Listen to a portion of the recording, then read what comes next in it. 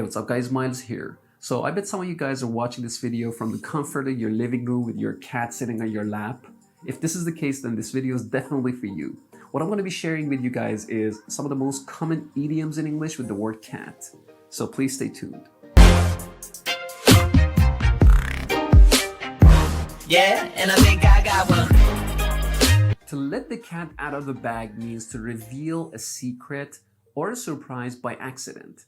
For example, we wanted to throw Jack a birthday party, but Sara let the cat out of the bag and told him about it. If a person plays cat and mouse with another, the first person tries to confuse or deceive the second in order to defeat them. For example, after half an hour of playing cat and mouse with the reporters, the president totally avoided answering the question. This next one is an American English informal idiom, like the cat that ate the canary, which means to be very pleased with what you achieved. For example, after everyone praised Sara's cooking, she looked like a cat that ate the canary. She was almost purring with pleasure.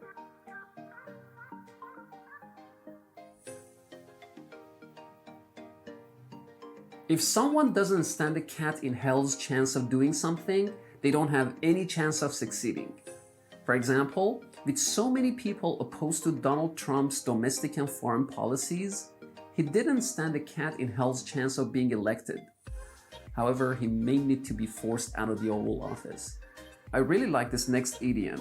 It's raining cats and dogs, which means it's raining very hard. However, it's not that common in modern English anymore. Instead, you can use it's pouring. If you're talking about an area or room that is not very big, you can say, there's no room to swing a cat. Now you might be interested to know that the word cat in this idiom has nothing to do with the animal.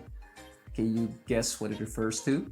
Hope you enjoyed watching this video. Please share it with your friends and do not forget to subscribe to my channel if you have not done so already.